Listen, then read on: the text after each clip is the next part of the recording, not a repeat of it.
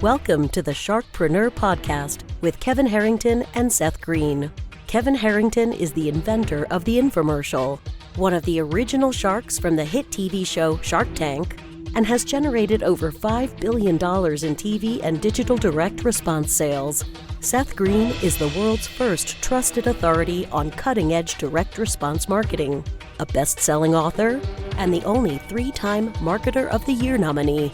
On the podcast, Kevin and Seth interview sharkpreneurs who share straight talk on what it takes to explode your business. 49 faces looked to him in triumph. Over the last 12 months, they had each taken turns and promoted his business for a week at a time, driving over $987,342 in revenue. What if you had a network of 50 centers of influence who promoted your business every week for a year?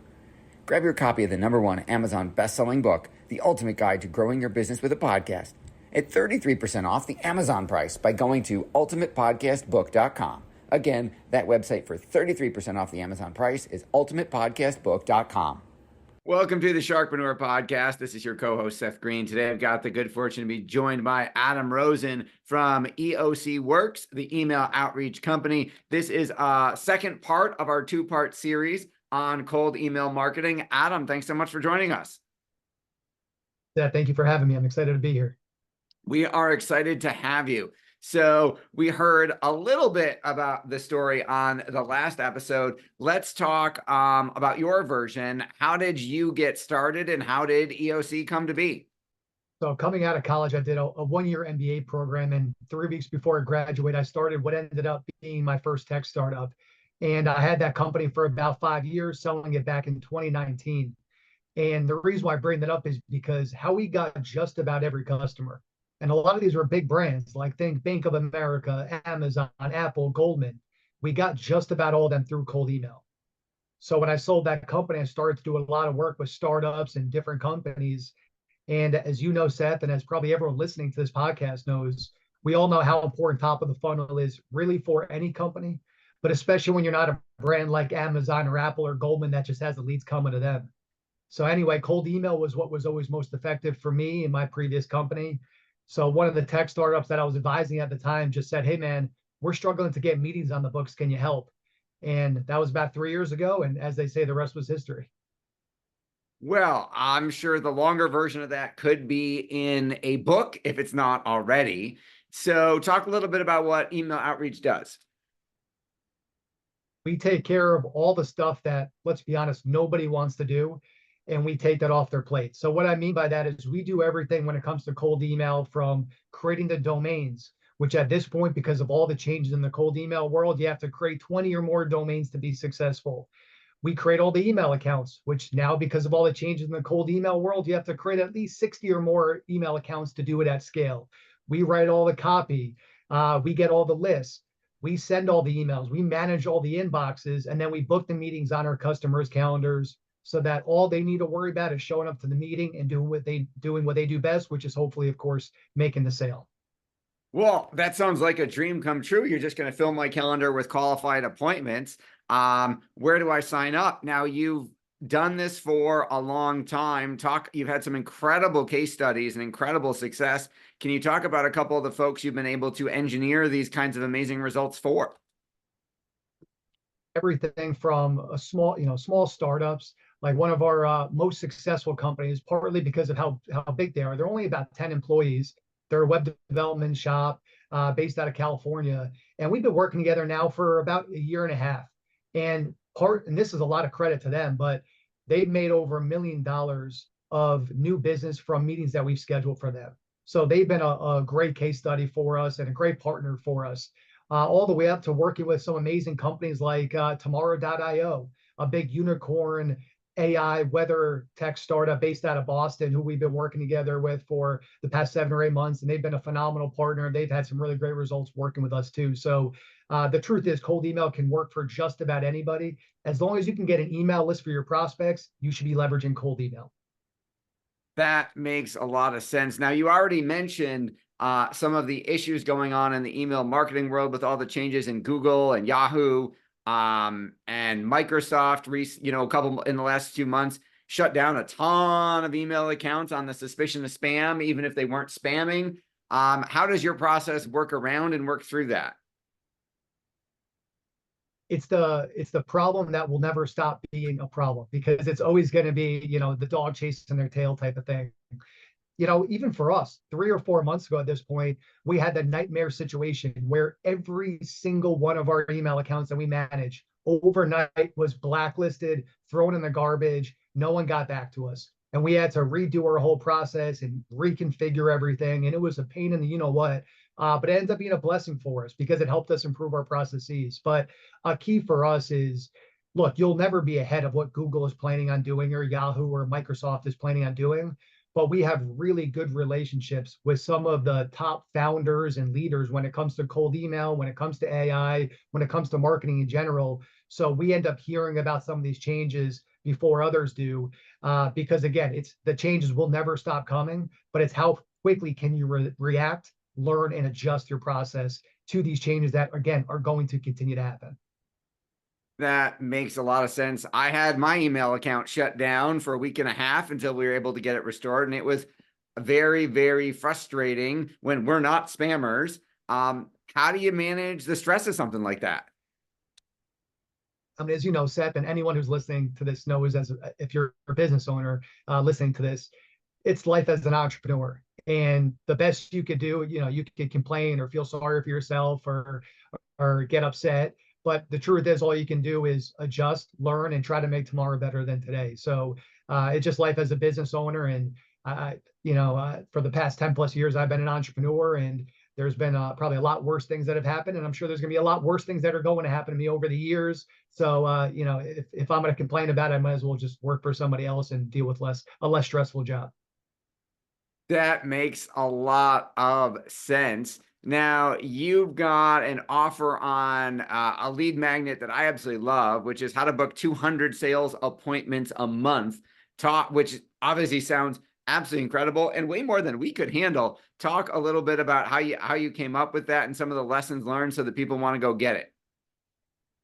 Yeah, so anyone can download that. You can download our ChatGPT prompt, which will help rewrite all of your emails in different styles that have worked best for us, which also includes something called spin tax.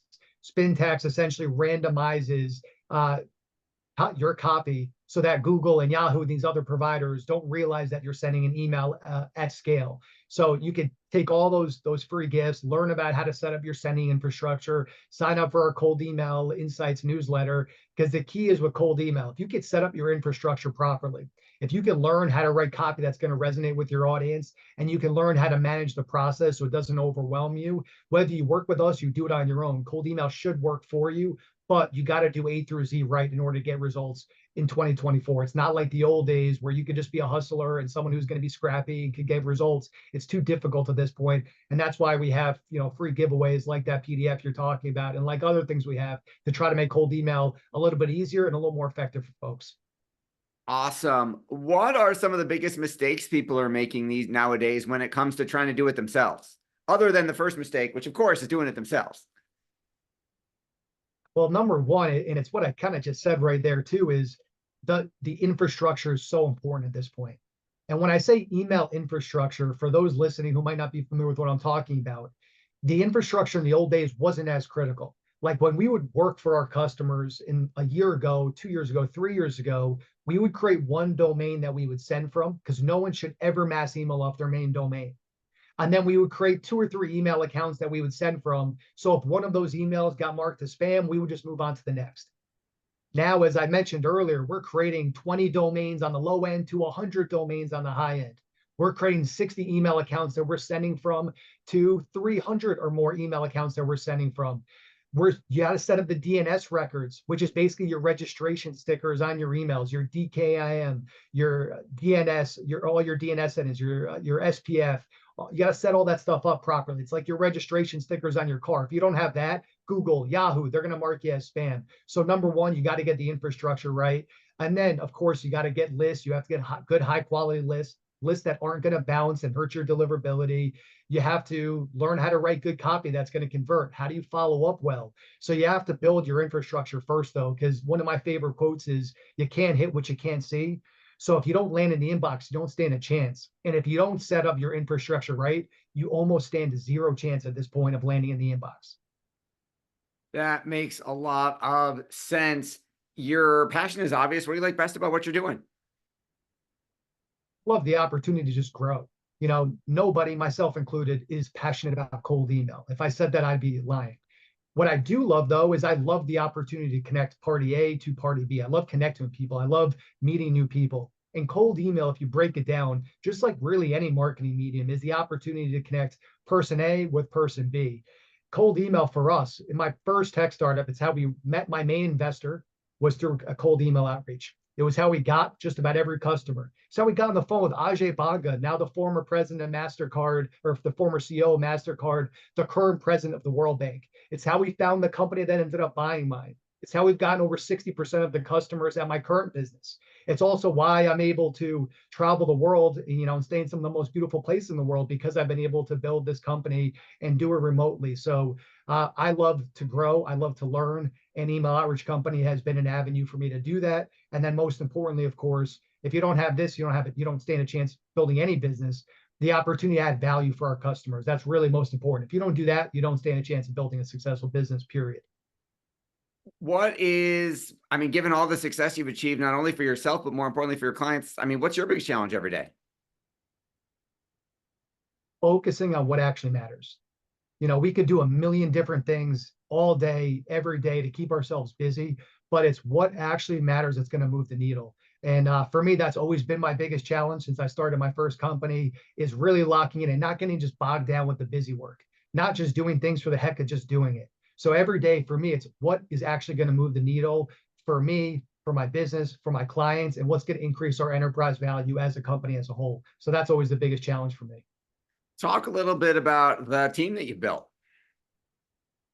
So we're a small team. It's my co-founder and I started this about 3 years ago. My sister, Gabby, who was on the podcast, I think last week, she was one of our first beta customer clients. She has started a business. She was working at Spotify.